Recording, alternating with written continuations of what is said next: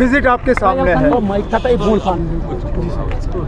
आप लोगों ने मीडिया पे, सोशल मीडिया पे देखा होगा किस तरह कल अचानक तेज बारिश की वजह से जो यहाँ पे फ्लड प्रोटेक्शन का दीवार था वो बह गया, और फ्लड प्रोटेक्शन के दीवार के बहने के बाद जो यहाँ पे एक दुकानों का कॉम्प्लेक्स बना हुआ था वो दुकानें भी दरिया में चली गईं।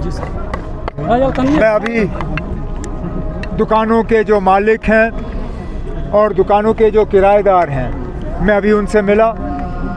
मैंने उनसे कहा है कि इन दुकानों को बनाने का जो परमिशन उन्हें मिला था वो सारे कागजात वगैरह लेके उनको डीसी के दफ्तर में आना चाहिए, ताकि उन कागज़ों की जो कार्रवाई हमें करनी होगी हम कर लेंगे।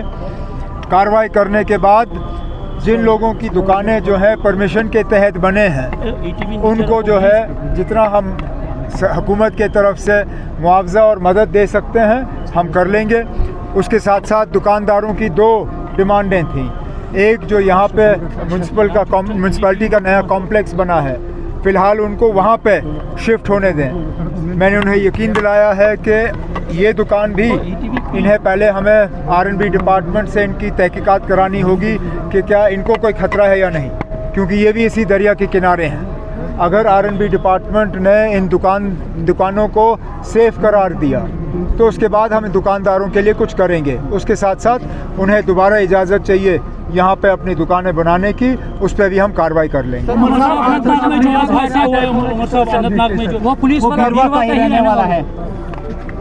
हमें सख्त अफसोस है कि हमारे पुलिस का एक बहादुर हेड कांस्टेबल वो उस टेरर अटैक में ने अपनी कीमती जान जो है वो मुल्क के खातिर जो है निछावर किया।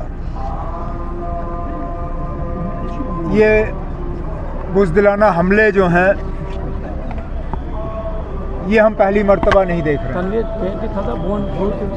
लेकिन इन हमलों से हम कमज़ोर नहीं होंगे।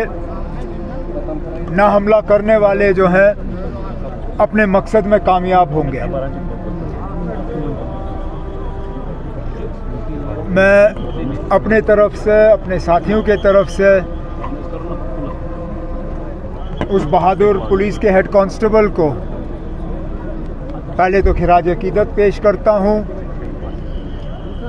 अल्लाह ताला उनको जन्नत नसीब करे और उनको, उनके घर वालों को तौफीक दे कि वो इस सदमे को बर्दाश्त कर सकें। अब जो पुलिस को उस इलाके में कार्रवाई करनी होगी, इस हमले के पीछे जो ज़िम्मेदार लोग हैं उनको पकड़ने के लिए मुझे पूरा भरोसा है कि पुलिस अपनी कार्रवाई करेगी। तो उमर साहब के हवाले से लोगों को बताया जा रहा है कि अभी तक गिरफ्तार किया गया है साउथ कश्मीर से लेकर नॉर्थ कश्मीर तक, तो इस तरह से देख रहे सिक्योरिटी आज 1000 लोग गिरफ्तार हुए हैं। मुझे तो इस तरह की कोई खबर नहीं आई।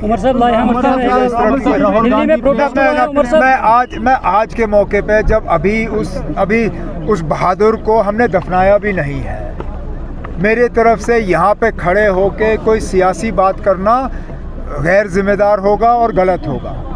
तो सिर्फ उनको आज खिराज अकीदत पेश करूँगा, आगे की बात हम कभी और करेंगे।